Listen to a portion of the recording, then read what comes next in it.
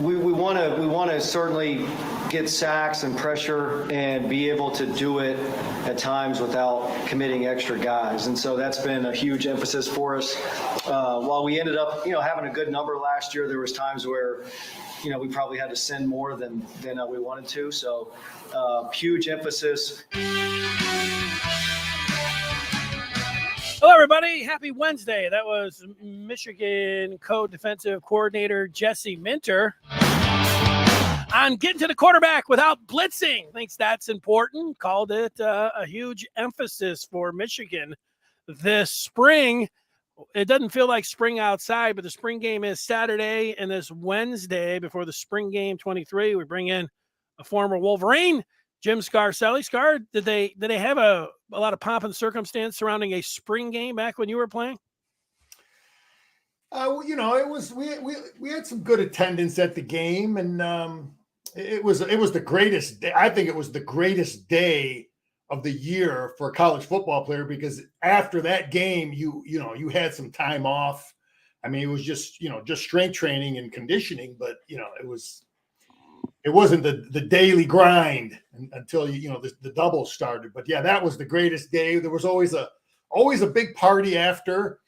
And but Jesse Minter, man, I'm glad he's our coach, Denny. I'm glad he's running he's talking about getting pressure without committing more than 4 guys. And that's what I think they do a great job of it. He'll bring linebackers, he'll bring safeties, he'll drop edge guys. He'll drop the nose guard. They do a lot of things to confuse the offensive protection, and they're really good at it. And that's what he's getting at. Do it, bring pressure without more than 4 guys. Yeah, and Minter proved a lot. He was tremendous last year, and especially whatever the emphasis was after seeing 2 quarters at the half coming out and making those adjustments.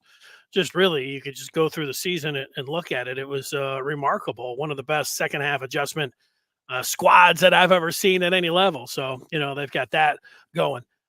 Today we have, as you might expect, a number of different things we want to talk with Scar about. One is going to be recruiting legends. Also, we'll look at the tight ends position. We've got the hype train. We had it yesterday. We bring it back, the hype train 2.0, but we'll start talking about the spring game, which is coming up on Saturday, and things to look for. Scar, you've been through this. You know the roster. You know how they deploy the players and everything that'll go into that. What are some of the things that you're thinking about when it's coming to Saturday? Yeah, I think Jim does it the way Bo did it. He divides up the staff, and then they'll draft and try to have two balanced teams. But I'm going to go through the things. Look, I went to practice last week. I saw some things, talked about what I felt comfortable talking about. But the number one thing I want to see is the backup quarterback. I don't know how much JJ is going to play, but I want to see the development of these quarterbacks. I want to see, what's Davis Warren, how's Orgy coming along. Take a good look at Tuttle. So that's probably I want to know who our backup quarterback is and what the future looks like. So I'm going to be taking a good look at that. Who can throw? Who can run, make plays with their legs? Who's a leader? So quarterback is huge. The tight end position, Denny, I want to know who can block. I want to look at those tight ends. We got to have guys that can, Stoney's, and we've had and the guys that we've had, you have to have guys that can block. Everybody wants to talk about, the media wants to make a big thing about receptions, but our offense, we got to have guys that can block. Come down and block a 5 technique, a big defensive tackle. So I'm going to look at Barner. He looked pretty good in practice. He's a good-sized kid. He's a thick kid. He's a tough kid. I heard him interview. He takes pride in blocking. And so I want to see how long Hibner's come. I know Loveland is going to be better. He's bigger and stronger. And Klein is another young guy. And Bredesen, these are all these young guys that got another year in the weight room. But I want to know who can block. Who can catch the ball, but who can block? Because you can't come into you can't have 2 tight ends in a game, Denny. And I've had this as a coach sometimes. You can't have 2 tight ends and only one of them can block. That makes you one-handed. The defense will know that. But when you got two tight ends in the game and they can both come down and block, now the defense has to defend both sides of your offense. So that's, I'm really going to look at tight ends. And then real quick on the offensive line, I want to look at Crippen and Anderson. Those are guys that are now going to be in positions to really compete. Jim talked about both of them. It really sucks that we can't see these transfers. You got these three big guys that we're all looking, they're going to be in the mix. But we can't see any of them. The two Stanford guys and the Arizona State. I mean, I know they look good on the hoof. I saw them at practice. They look good walking around in sweatpants. But it'd be nice to see them, smack some people around. But so I want to take a good look at Crippen and Anderson. But I'll go from there and let you comment on what I covered so far, Denny. Yeah, I'm with you. I'd like to see how they put out on the different teams. It looks like there's a first team offensive line. I know they did a draft, or is it kind of a mixture where you're looking a mixture of both sides? Yeah, that's a little bit of a disappointment. I wanted to see what they would have had even without the guys there of a best five or that they have available right now, and then a second five. But that's not the way they're doing it. That's fine. But looking at just how those guys up front go, I'm with that. I'm interested in looking at some kicks and looking at some punts. I know you're going to try to put as much pressure as you can if you're Jim Harbaugh, Jay Harbaugh, on your new kicker and punter.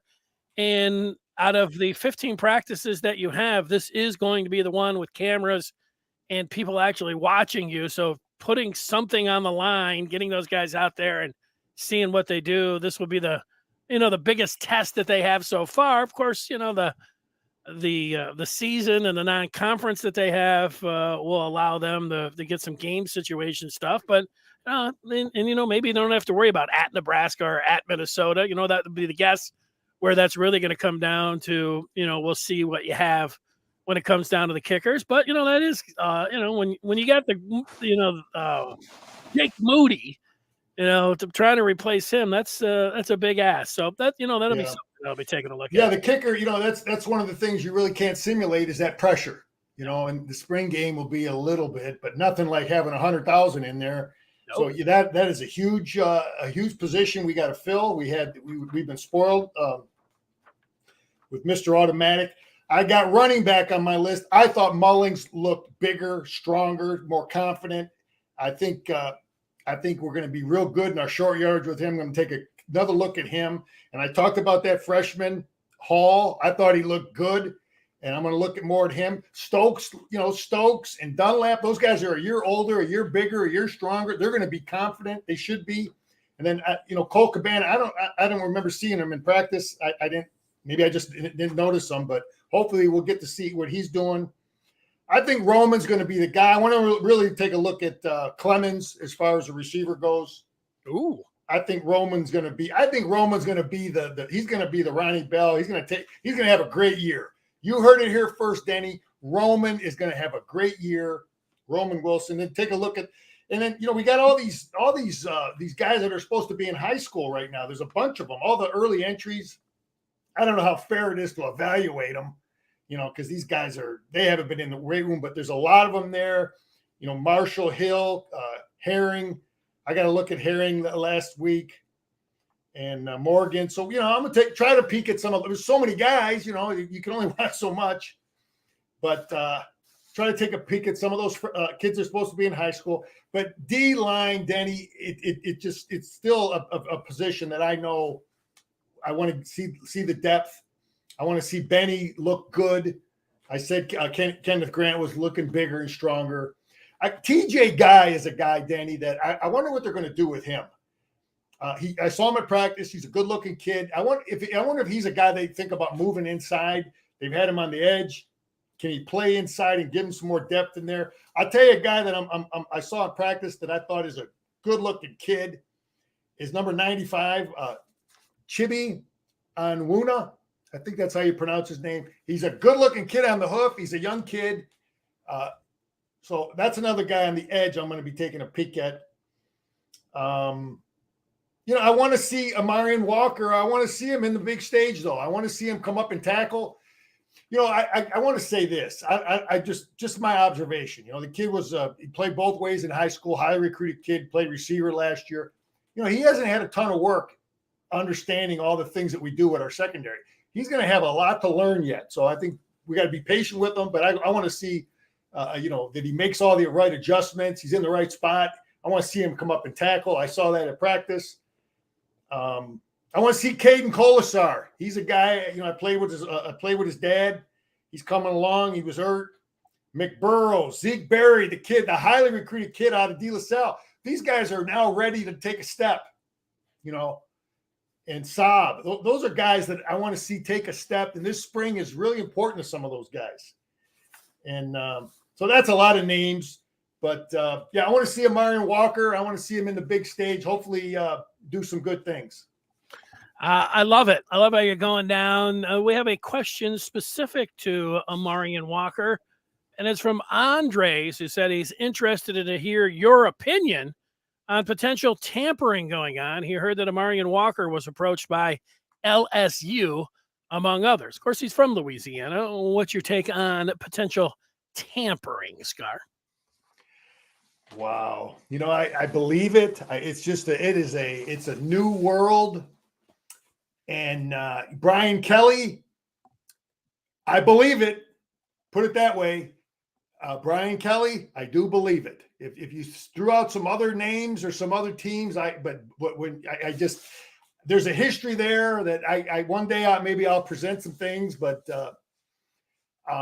it's probably goes on, and hopefully he just he stays loyal to Michigan, and we just you got to run a good tight program, because it's probably something that's out there all the time now, and it's how they do it. They can have just some guy. It doesn't have to be a coach, and try not to connect the dots, and investigating it, who made the phone call, this kind of thing. But it's discouraging. I don't think Jim Harbaugh will do those kind of things.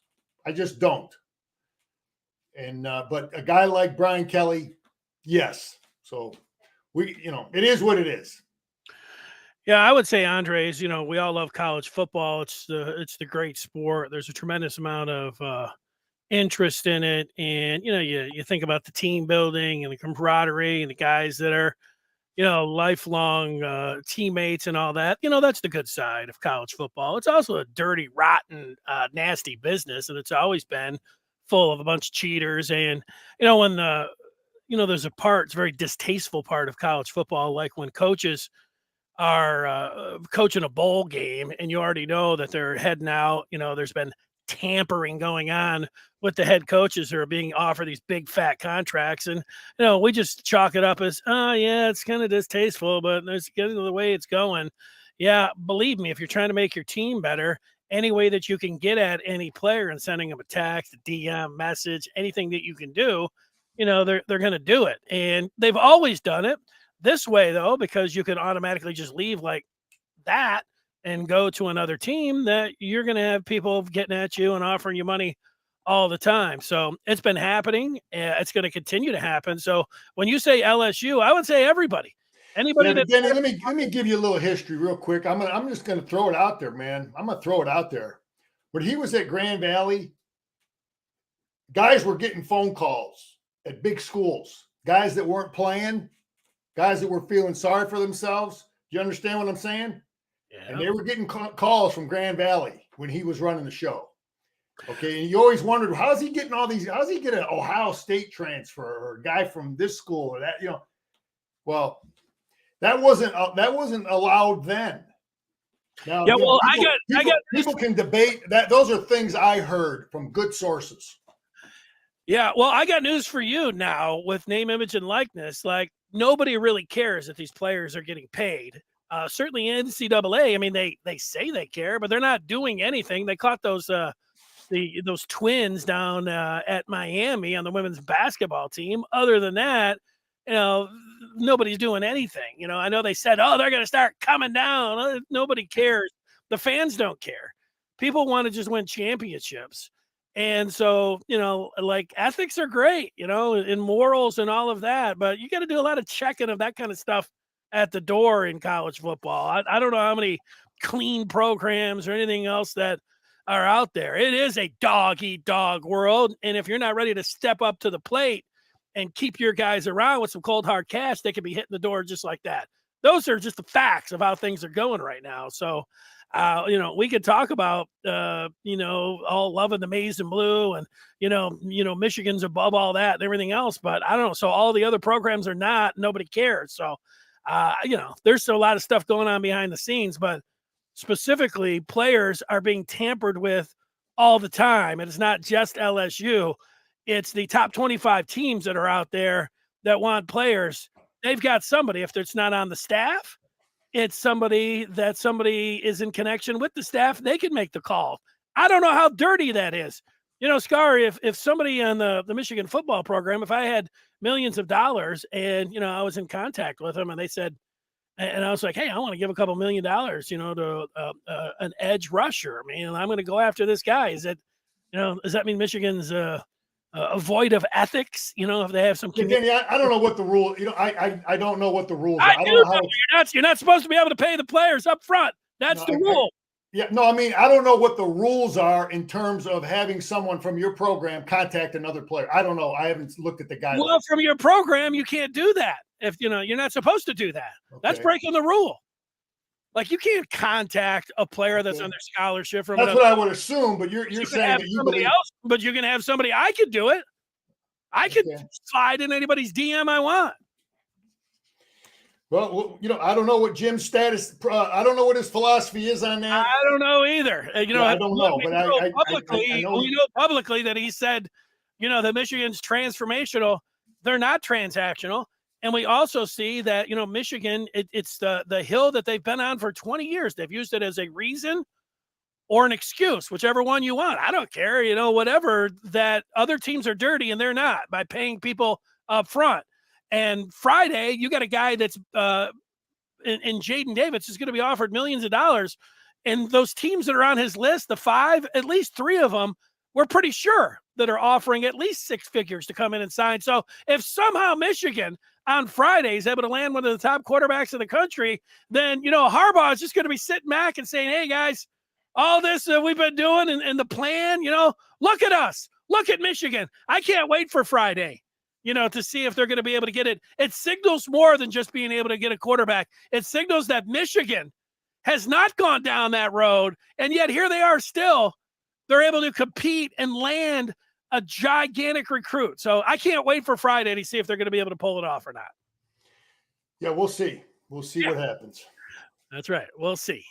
All right, Scar, let's continue on with the spring. You've mentioned a little bit. You wanted to talk about recruiting, and then we are talking about it a little bit, in recruiting legends. And what did you mean by that when you sent me a text about recruiting legends? Some of these guys are in the past. I just want to mention it because it gets right along the same lines that we're talking about, but it used to be legal. Okay, you could have guys from a community that would help out recruit guys. Okay, one of the greatest of all time was Roger Zadkoff, the great player at Michigan, played with the Green Bay Packers. Roger Zadkoff, for a long time, helped recruit many players to come to Michigan. He helped get guys jobs. He helped me get a job after I graduated. The guy was just all Michigan. I want to mention some guys real quick because he helped bring a lot of guys in. There's so many to mention. Roger Zadkoff would probably be number one. There was a guy named Tom Moss. He was the Detroit guy. And Tom Moss, he was involved with the PAL League. He was involved with the cadet programs at the high schools. He used to help get guys jobs. He was at practice all the time with Bo. And he helped bring guys to Michigan. Many. Tom Moss, legend. I know his son got into coaching, but Tom Moss doesn't do it much anymore. But he was a legend. Brought a lot of guys here. Guy by the name of Joe Tetlak out of Cleveland helped bring many guys to Michigan. Desmond Howard, Elvis Gerback, my old teammate Al Sincich brought Eric Riley here. But I met Joe for a long time. He was a Michigan grad, brought a lot of guys here. But the guy that I want to talk about that's current is Kelvin O'Neill, great Michigan linebacker back in the 70s. Good man. I shook his hand one time, met him at one of our reunions or something, but he's down in Louisiana. He had a lot to do with the bringing of Marion Walker here to Ann Arbor. He has a presence in the community. He's down there in Louisiana. He's from Saginaw, but he's down there, and he's a man of integrity in the community. People know him, and he knows the family. And there's other guys that he'd like to try to get up here too, but he had a hand. He had a relationship with the family. They trust him. So there's a guy that's a current guy, okay, that's a Michigan guy. So this is not new, but I just want to give a shout out to Kelvin, great Michigan player. And there's a lot of guys that, and this is the thing, I think having a Michigan guy as our coach, he's got his dad there. He's got a lot of, that go back. His dad was on the staff when Kelvin was playing. So he knows a lot of these guys. There's guys all over America that, might be here, might be there. Hey, I know this guy. I know his coach, and all those little connections and that networking, can help. And Michigan has got, we got connections and networking all over America. So I just want to shout that out, those are things that are going on. Yeah, I like, it was a little bit before my time talking about Kelvin O'Neill, but the record books, his name are still in there when you start looking at tackles, and he is as nice as a guy that you'd ever want to meet. I've met Kelvin O'Neill in the past, and my dad was a Detroit police sergeant, so the name Moss in Michigan, you're going to know that name, from down in Detroit if you're somebody that is dealing with the Detroit Police Department. And I think that Zatkoff is a little bit, I don't think people are as aware, Scar, you bring him up. Zatkoff, not just being a great player with the Lions, and then with Michigan, who the U of M Club of Greater Detroit, gave him a scholarship. He never forgot about it. He endows, I think, a scholarship across all the sports in Michigan. He takes care of a cheerleader. I don't know, he doesn't forget about the managers, and there's a number of endowed scholarships on the football program. I don't think there's I don't know if you said that, Scar. I don't know if there's a bigger philanthropist when it comes to Michigan specifically than Roger Zatkoff. He might be number one. Yeah, that's what I've heard too. Another name I forgot, Charlie Trick was a guy that helped bring a guy I played with, one of the greatest players ever, Anthony Carter. He was down in Florida, and that's another guy. But Bo had a network. I'm sure Lloyd and Mo, they had that network. You got to have it. You got to use it. Jim has the network. He knows which guys in which communities who coached where. If there was a kid in Saginaw, Michigan tomorrow coming out, I bet he'd have Calvin call the guy. If there was a guy in my neighborhood, he'd probably have me try to make a connection to the guy. So those are things that help. And Kelvin was a factor in bringing this great player here that we have with us right now. So those things are important. I like it. I'm just looking through some of the feedback of different things that people are talking about. Looking forward to the game coming up on Saturday and listening. Scar, people giving you some thumbs up here to keeping it real. And saying that you don't have any fear. Give me an Anthony Carter story. Oh man, Anthony Carter. I played 2 years with him. The greatest athlete I ever played with. Just an unbelievable athlete. He was only about maybe 6 foot, but just fast, hands, cut everything. Played basketball with him, dunked every which way. Just an unbelievable athlete, man. He played with the Panthers, was with the Vikings. Humble guy, great guy, team guy, punt return, just tough as hell. Good man, good Michigan man, and greatest athlete I ever played with. I love it. I could listen all day to you talking about Anthony Carter. OT makes a good point. Last year Michigan didn't pull any 5 stars. or I don't even know if they had a top 100 player. Their top player, at least rivals ranking, was Carmelo English. But OT saying the year before NLI was in play, and Will Johnson, like the day after he signed, was involved in all these name, image, and likeness. So it was happening pretty quick. How they all connected the dots and got that going. And Michigan, it wasn't upfront money, but it was all above the table and everything. That's going to be interesting with Davis, how quickly he's going to be able to get his money. It's just one of those things right now. You can't get it up front, but as soon as you put that name on the dotted line, you can start getting it. But how they connect the dots and saying, hey, just wait till you sign, then you get it. Like, it's a little that's why it's so easy right now. And for people to say, oh, there's a bunch of cheaters out there, it's kind of like it's pretty easy. It's pretty easy to be like, okay, here's the money, come on in. Can't promise it to you, but here it is. Take it. It's all yours. Danny, we heard, I've been talking about it now for the last month, that at the end of the month, there's going to be some, good news from Michigan NIL. And I believe it's going to happen on Friday. We're going to hear some things. And from our walk-ons on up, Michigan's going to be right there. Our walk-ons are going to get something. And it's going to help attract, people say, oh, that's what great big deal about a walk-on. But you never know who you might snag. I played with a lot of walk-ons that became great players and starters. So, all those, again, I think it's going to come in a couple days that we can really compete NIL. That's the information I've been getting. Scar, you're talking about the Michigan monster that we've been hearing about. And just like Jaden Davis is supposed to announce at 1:30 coming up on Friday during this program, during the Good Afternoon Michigan football program and where he's attending school, we are also supposed to hear an announcement about the Michigan Monster and what Jim Scarcelli is talking about, the NIL deal that has been swimming around and has been being talked about. It is being unleashed on Friday as well. So you count down to Jaden Davis, you count down to the Monster NIL deal, and then you got the spring game on Saturday. I mean, if you're a Michigan fan, you got to be pretty pumped right now.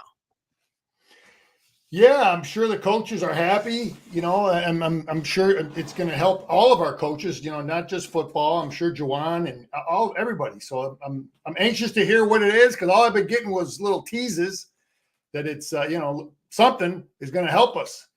We'll get the scoop, and Michigan leaders and the best, man. If you're going to talk about it, be about it. So I know our coaches are happy if all this stuff is true.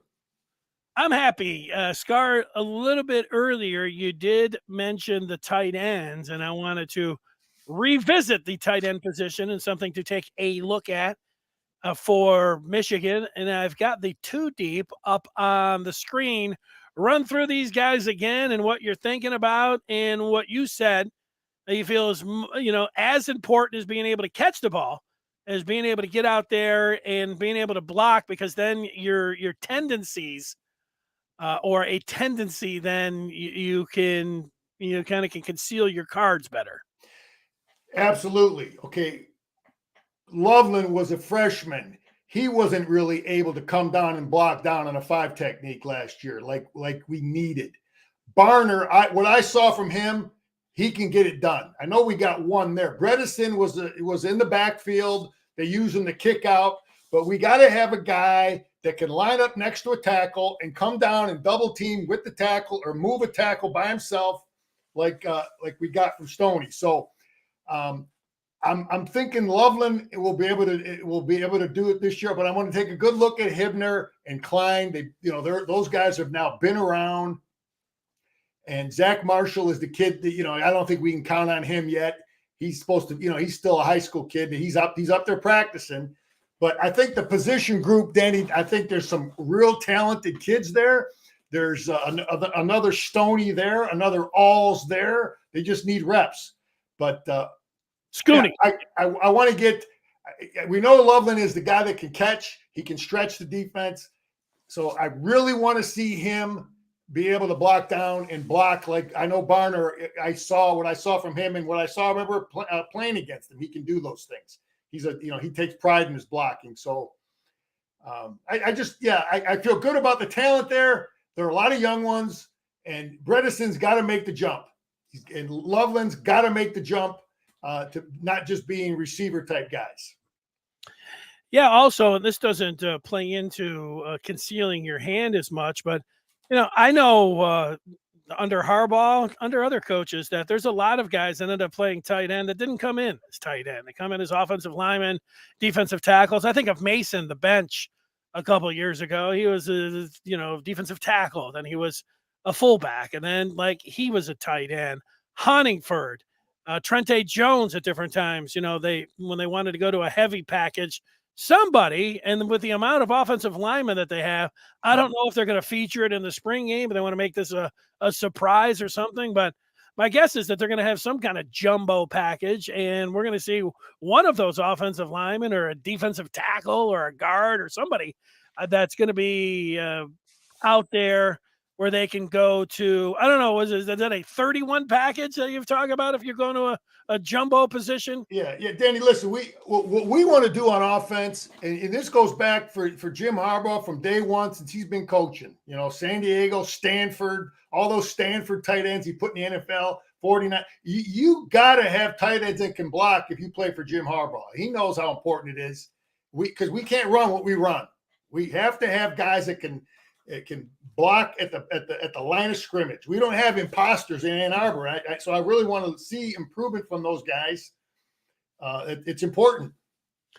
Yeah, and Harbaugh, scarred, and you saw it at Stanford, you would see him and he would move around those tight ends and he would make them H-backs, and then sometimes it'd be a fullback, and they would all say that's because what Bo, liked to do. Bo really liked it, and Jim still likes to have a tight end / H-back tight / fullback that he can mess around with and that he can do stuff down with some short yardage situation. He likes that. It's who he is. Yeah, the game is kind of what they're doing formation-wise and scheme-wise, what a lot of people are doing. You don't really have – you could call the guy a fullback. The way they used Bredesen last year, you could call him an H-back if that's what you want to use. I could call him a fullback who they offset and put in motion but what they're asking them to do is really fullback type stuff, in just from different positions in your formation. But it's they're tight ends in the program. They're called tight ends. Okay. But they're being used a lot like old school fullbacks. You know who in the pros uses a fullback? Not a lot of teams, but a lot of guys in the pros, Danny, are doing what the college guys are doing. They'll put tight ends in the backfield and they use them the same way like Michigan uses them. But one of the few, John Harbaugh has that converted defensive tackle. That's right. Who's but they ask him to do the same stuff. We want to ask our guy to do. Yeah. Bill Belichick still plays with a fullback, but. It's John Harbaugh, and it's no surprise that John and Jim are very similar with their philosophies offensively. Let's go to Jason, who's asking you a question. It is a Rudy type player. Let's just read it. If you had to pick a Rudy type player that is a walk-on that the coaches and players that has the players' attention with the hard work that could earn a scholarship with continued hard work, is there anyone that fits that bill? I guarantee you, Jason, every year I played in college, you got 10, 15 walk-ons when I was playing, and there's guys that, you respect the hell out of them. And there's always a few guys. Every team I ever played on, there was a Rudy type guy. Okay, there was one, and that goes for just about probably every college in the country. Okay, I don't know who those guys are. I don't see them at practice every day. I don't see what kind of effort they're giving. I just, I was at one practice and just trying to look at 100. There's 140 kids on that team, so I guarantee you, there are a bunch of guys that are walk-ons that their teammates highly, highly respect. There are others that get kind of respect, and some maybe not so much, but there's going to be a few This goes for anybody in any profession, there's going to be scholarship guys that you might question their effort at times. And then other guys that are great. They give great effort every day in practice. They do all them little things. They're team guys. So yeah, there are guys that fit that Rudy type on this Michigan football team. And it's hard for us to evaluate them because we don't see him in the game. The only way you can really make that decision, Denny, is to go to practice, and it's hard for an outsider. But believe me, those 140 guys on that Michigan football team and those coaches, they know who the guys are. I can't answer it. I'll give you a couple. There was a kid last year that came in the defensive line named Lovell. He could have gone to the Mid-American Conference, and he could have gone outside the Power Five, but he went to Michigan. His dad was a kicker at Michigan, and he ended up coming on, and it wouldn't surprise me by the time he's a junior or senior that he'll get a scholarship. And a little bit of an undersized guy, but it wouldn't surprise me if he was out there playing for Michigan by the time he was a junior or a senior. That's Lovell on the defensive line. On the offensive line, I don't think Davis Warren really fits the bill. He came on as a walk-on, didn't have the tape, and then had the leukemia issue through high school, and then also the pandemic. So there wasn't, again, like a lot of tape on him, but he earned a scholarship. But those factors that I just talked about were more of that than anything else. But I would look to somebody that I haven't seen much. You mentioned Max Bredesen. You could point to him. He came in. He's in the mix at the tight end. It wouldn't surprise me if he was Michigan's tight end too this year. And he came on, kind of broke on the scene. Of course, his brother was he's on scholarship, Denny. Well, was he right off the bat? Yeah, Jim? I think so. I don't think so. Well, maybe not, but I know I'm pretty sure he is now. I think he is now too, but I don't think that he was. One guy that wasn't for sure is a wide receiver who'll be wearing 81 in the spring game named Peyton O'Leary. He was given a scholarship a month or two ago. He looks like if there was the closest thing to a Rudy on this team, I would. Real quick, Denny, I think Jim does the same thing Bo did. When I was playing, every week during the season, we had an offensive player of the game, defensive player of the week, special team, and then we had he gave an award he called the champion, and the champion was to the guy who wasn't playing. It could have gone to a scholarship kid too, and it was a guy who just was a guy who helped prepare. It could have been a demo defensive guy who helped prepare the offense, or it was backup offensive lineman. So anyway, they prioritized honoring those type of guys that weren't playing in games. And when you go in the Michigan locker room now, I'm pretty sure Jim has it up there. He'll have those guys all that made champion all year long, and they'll be posted up, in a display in the Schembecker Hall. So Jim knows and understands how important, you have to motivate guys that don't play, to help the team prepare. I did the same thing as a coach. I did the exact same thing. Every week I had my offense, defense, special team, and champion. I put their names up on around the school, and I did the same things. You got to promote those guys that don't play. We got some more questions before we move on. Scars, we've got the hype train and a few other things. Ringo asking when Harbaugh is going to sign the contract extension. You have any thoughts there, Scar? I haven't even followed that, man. I'm focusing on. I saw a fired up coaching staff with players. Then I don't know the answer to that. I wish it would get done, but I don't know. I don't know. Get it done, man. I've followed it too, and it's played out this long that you can only come to really one guess at it, is that there's some part of that contract that he doesn't like. And we know that he was going to be one of the highest paid coaches in the country, and certainly in the Big Ten, and there were big raises for his assistants. So you'd say, well, what would be his issue? Well, it would be a buyout for the NFL. That could be what he's dragging his feet on. If I had to make a guess, that's exactly what I would think why he was dragging his feet. And it's gone so long that people don't like to hear about it. You look at Scar, even got upset. I'm not following it anymore. 2 months ago, people are saying it was urgent for him to get that done. So they could put that with recruiting. And that's another subplot of heading up to Friday. Michigan's going to land a 5-star quarterback that other teams will be throwing big bags of cash at, and somehow Michigan's going to land this guy. They're also going to land this guy without Harbaugh having a signed contract where he could easily, if Michigan has a good year and a team wants him, hit the eject button and go to the NFL. But, hey, those things are out there. It's just that we don't sit around talking about them every day. Although I admit, when Scar's on here, it does seem like we do mention it. And it comes up. Hey, Danny, couple other things real quick. Yeah, go ahead. I talked about Amarian Walker. I think he's really going to benefit from those 3 early games. I think that's something. I just want to mention that. I really want to see Alex Orji. I know I talked about it. I want to see him in this scrimmage. Okay, that's a guy I really want to see. Got a question here about Kovacs. I played with his old man. Jordan played, and was a great player at Michigan. I think he was a captain, played in the NFL a little bit. I played with Kovacs' dad, Lou Kovacs, who was just like you talk about respect. He had all the respect of his teammates. Well, he was a walk-on that earned his dad and the kid and Jordan, and they were both highly respected guys. And Jordan ended up getting on scholarship. I'm not sure if the old man did, but yeah, there's guys like that all the time. How about from a walk-on to being a captain? That's pretty interesting. Let's take one more in the feedback before we get to the hype train.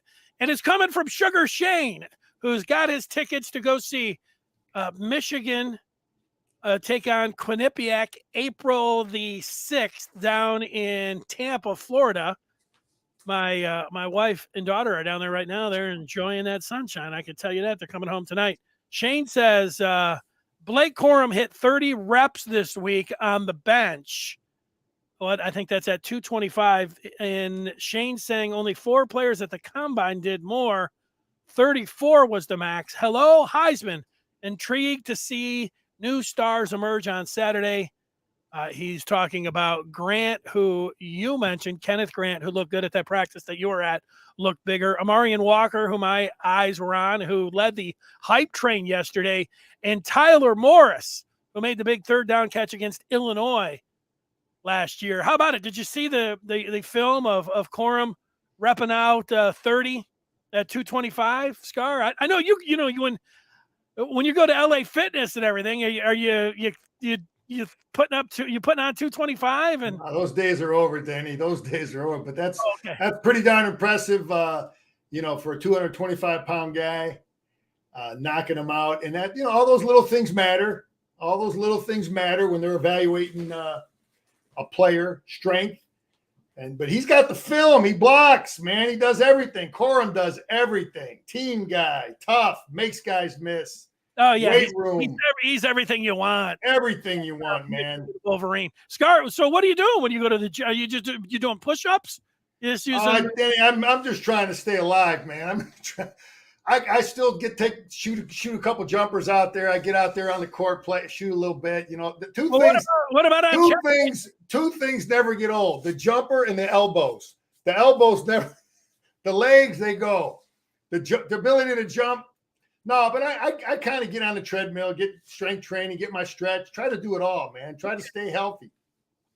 Scar, like if you had, I'm going to see where you're at right here. If you and I went out and shot 100 threes, how confident, like if we set something up in May, how confident, it could be before that, would you be that you would come out on top and shoot every nickel I possess? I would bet on that. On that contest. That's confident. That is pretty confident, but Danny, let me tell you, you don't want none. You don't want none. Maybe we'll have to throw that together one day. In fact, I do want some. You might think you're going in with like a pair of 4s or something, but I'm sitting over here with what I think is a pair of aces. There's 2 things that I want none. There's 2 things that I'll get your feelings hurt and you'll get your wallet hurt, Denny. You don't want none. One is a poker at Texas Hold'em. I'm very confident in my Texas Hold'em game. And number 2, it's my basketball game. So you're kind of walking into a hornet's nest there. We will arrange something there. I will make that happen. Well, you won't be the first. I get that you're confident. You go out there. You worked as a coach. I know a lot of you.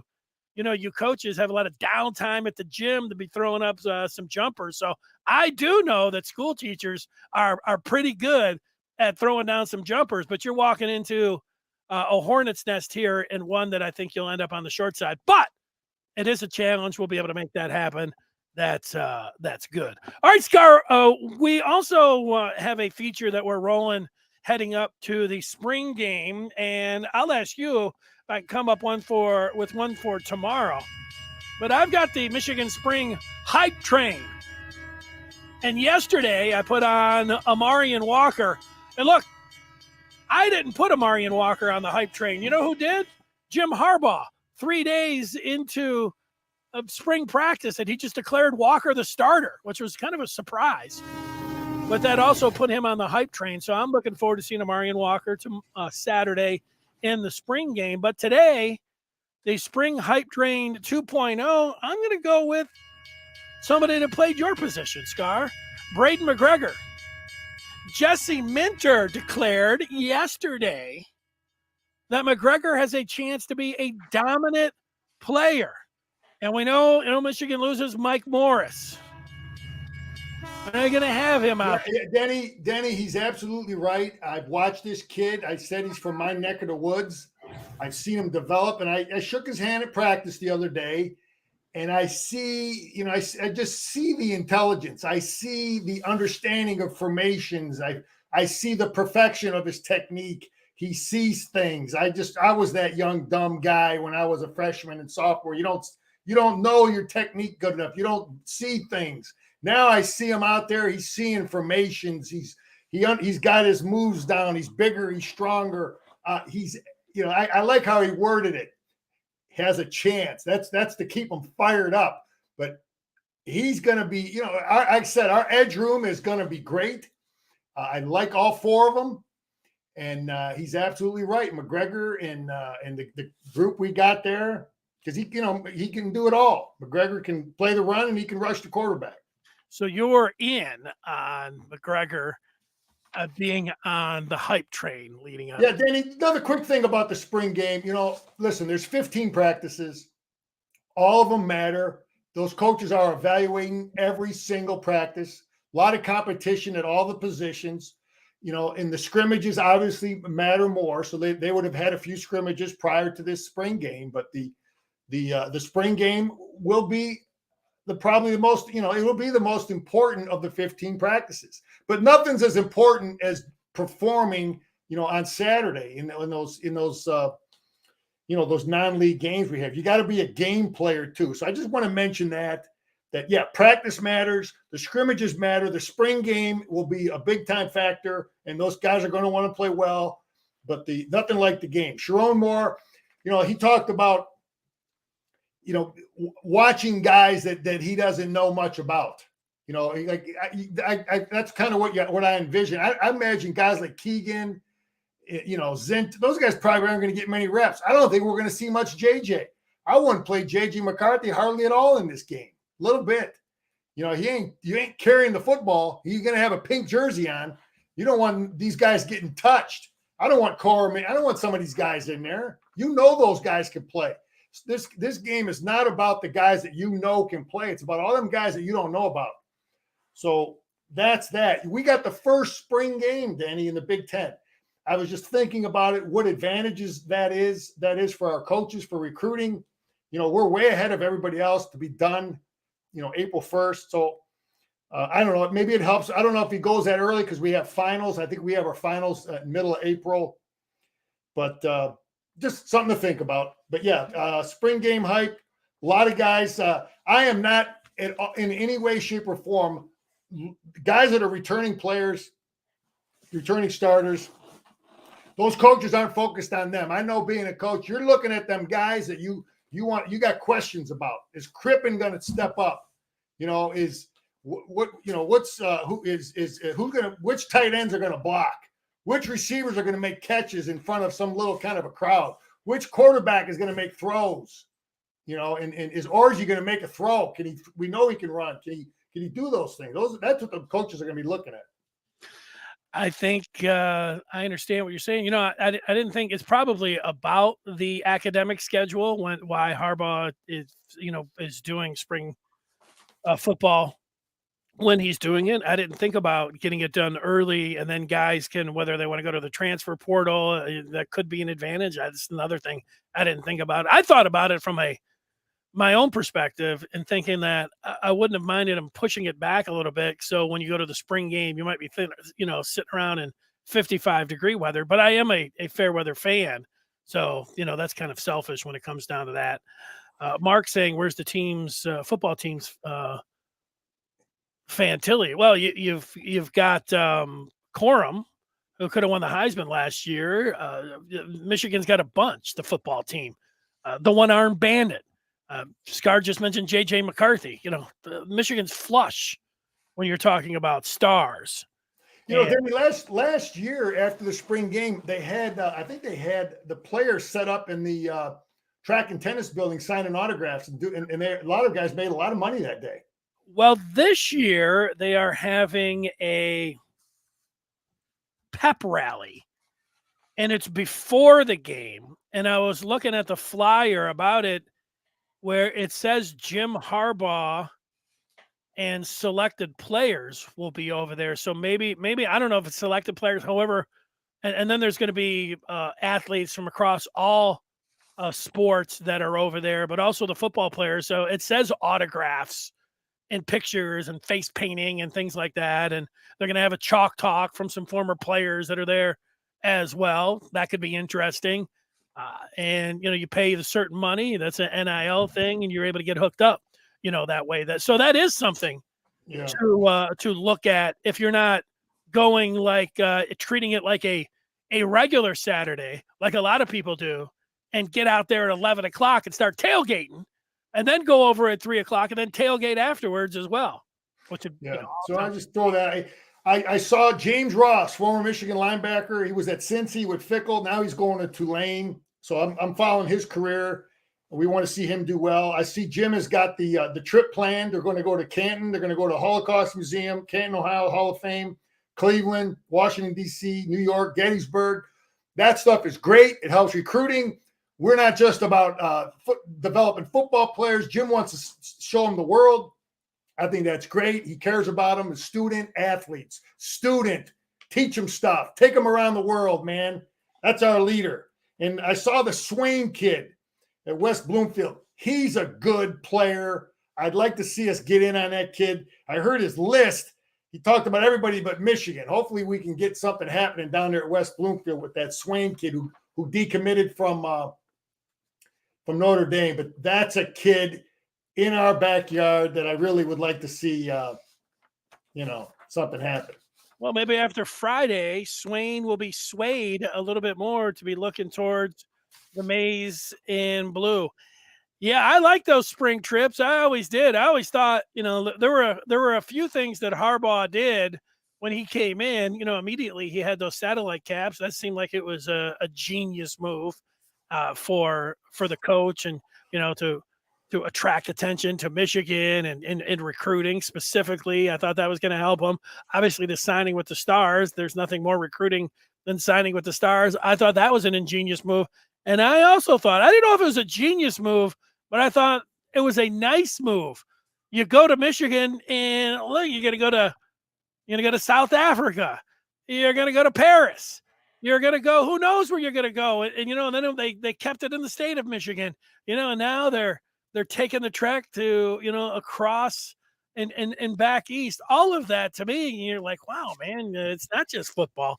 I always thought that was going to be, I thought it was going to pay bigger dividends. A lot of people, but I think it's we don't know what factor that is in the eyes of some parents, and how many guys came to Michigan because their parents are like looking at this coach saying, you know what, maybe this guy does really care about my kid more than just whether he can block or tackle. And he wants to develop him as a young man. So we don't know the answer to that question. I know my old man and my mom would have been important. That would have been it would have been. So every parent is different, but I think we don't know the answer to that question. No, it's a good one. I think it's a genius move when you think maybe not the player, but I think you're onto it.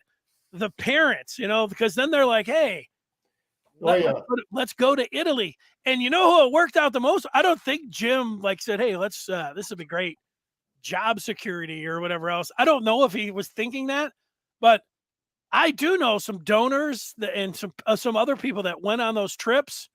And I talked to the one lady, and I was like, well, what were you doing? She's like, we were sitting out, at one of these places in Paris, having, coffee with, Don Brown's family. And she said, I like football, but it was such a different, such a different situation than, sitting around with the coaches, people that have a lot of money, sitting around in Paris, or they were, overlooking Cape Horn and taking pictures with the coaches. And I'm thinking, what a genius move by the Michigan coaching staff and Jim Harbaugh, connecting with donors. And, sure, it's football and it's about Saturday, but all these other things. And I get what you're saying. It's more than, just football. It's a well-rounded, all of those things are important. I understand. Hey, Danny, I don't know if you saw this, but Belleville's coach was suspended, so he's gone. Yeah. But he was replaced by a guy, okay?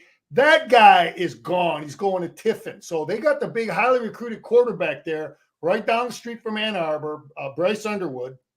So I just wanted to bring that up, that, is that kid going to be transferring? I don't know what's going on with him. Just something of note. And again, I talked about Dion. He's the only guy ESPN is putting on his spring game. So that's an advantage the media is giving him. I talked about it. Georgia's getting it too, ESPN 2, Colorado ESPN, but no other Big Ten team is getting on ESPN. That's an advantage. That's an advantage that the media is determined, saying, you know what, we want to look at these guys. So you dig a little deeper. That's money is what that's coming from. The SEC is aligned with ESPN, and the Big Ten is aligned with Fox. So ESPN doesn't want to put any Big Ten teams on their network. That's what if it was going to be, it would be Fox, and obviously it's going to be the Big Ten network, and the SEC network is tied in with ESPN. So but it is surprising that they're going out with Colorado, because they're not obviously in the SEC, so they are doing it to get a little prime time, but they would never put a Big Ten team on there. Danny, one other thing that kind of bugged me a little bit: Tony Annese, great coach at Ferris State. I've watched Tony Annese. The guy was an outstanding high school coach. I've watched him. I heard him speak as a high school coach many years ago. He's won everywhere he went. Anyway, he's at Ferris State now, winning championships. And they want to suspend the guy for firing up a cigar after the game. After they won the championship, I guess him or maybe some of his players, I'm not sure who the hell it was, but he allowed it. And they want to suspend him for a game. He's not fighting it. Anyway, I just think it's BS, whatever, man. They won a championship. I just remember Bo and Coach Agassi, Alex Agassi, great player and coach that was on staff when I was playing. Them guys fired up a cigar in the Michigan Stadium. I remember seeing that after games, and it was the smell of victory. I used to hear the smell of that cigar smoke. So I just wanted to bring that up. I saw it as a player. I thought it was cool. And they want to, it's just a different world now. They want to suspend this guy for firing up a cigar. I don't know. I think Harbaugh chews tobacco every game, so they aren't saying anything to him, are they? Different time, man. Different time. Well, no, I'm talking about this year. You could I guess chewing's okay. Chewing's okay. Just don't put a cigar in there. Yeah, you can spit it all over the place and whatever, but don't light it up. Tobacco for everybody. Let's go, especially if you're winning. And if you win, that's a great coach. I'm surprised nobody from the MAC has scooped up Tony Annese. Take a look at what he's done at Ferris State. Great coach. You're right about that. I am surprised as well that nobody has scooped him up. That has been a real. All he's ever done is win everywhere he's been. I'm with you. I'm with you on that. So we're fired up, Denny. Spring game is coming to a close. We got a good team. We'll look at and evaluate these guys. If maybe we'll put some film on for next week and try to dissect some of it, and we'll take a look at it. Well, it's, Scar, of all of that, and you're correct about the players to identify and the ones that you'll be looking at and everything else. But I know for a lot of the fans that go down there, they don't really even need a roster. They don't need all the particulars about the players. They're just like going to Michigan Stadium, and they like seeing the players out there milling around, throwing the football. I mean, it's football. It's spring, it's the gridiron gladiators down there that you get a chance to see, and the coaches and everything else, and some of the friends that you only see during the football season. It gets the juices flowing. Yeah, when I remember, Denny, when I just signed, they had all the new recruits. You couldn't come in early and go through spring ball, but they had all the guys that signed, and we were able to watch the game from the press box. And they had hot dogs for us and something else with our parents. So we got to meet that was the first time I got to meet a lot of my teammates that I came in with. That was the first time, was at the spring game. They invited all the freshman recruits to come up and watch the game. And that was kind of a cool thing. So yeah, I bet you they do the same thing. He's got to invite those kids up, the ones that aren't, so they're probably invited, watching the game somewhere. Maybe they're on the field. I don't know, but I guarantee you they're invited. So Scar, it reminds me of one of my great memories. The first time in my first spring game was 1995. I'm in the Michigan press box, and Gary Moeller comes up during the broadcast, and I wasn't on the broadcast. I was just a lookout or whatever else. I was just up there watching the game, but here's the coach coming into the broadcast booth. So not only am I, in the Michigan press box, in the Michigan radio booth, calling the game at the spring game, but then here comes Gary Moeller comes walking in, talking about the team. I knew from that point on, it's like, all right, what happens when you reach the mountaintop in the first month that you're on the job? Like, there's nothing else that needs to happen. I've done it.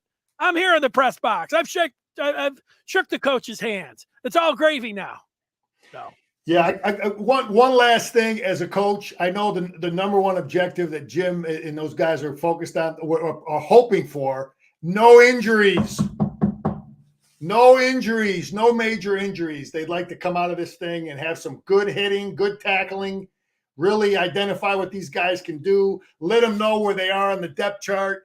Either, you want to pack your bags, here you are. You want to stick around, here you are. But you have a good firm depth chart and get some good tackling and come out of there healthy. Scar, you've nailed it all. The other thing that's always great about Saturday is you can guarantee a Michigan victory. Always good. You just don't know if it's going to be the maize or blue, but going in that Michigan's going to win. So no, I remember we had the darn hot dog steak deal. I didn't like that. I remember eating that stinking hot dog one time. That ain't fun. Hot dog and beans. The other guys are eating steak. I don't know if Jim's doing that. Throw that out. Steak for everyone. That's right. Steak for everybody. I don't know. Like you got to put some things on the line for competition. Scar, not everybody, gets steak. You got to have a winner. You got to have a loser. Bring you a bowl of ice cream or something. I don't know, but I'm not eating no dang stinking hot dog. Well, that's Scar, and win the game. Play better. Make some plays. Along with the rest of your team. All right, Scar. Great job as always. And we will talk with you on Wednesday. All right, Denny, go blue. There he is.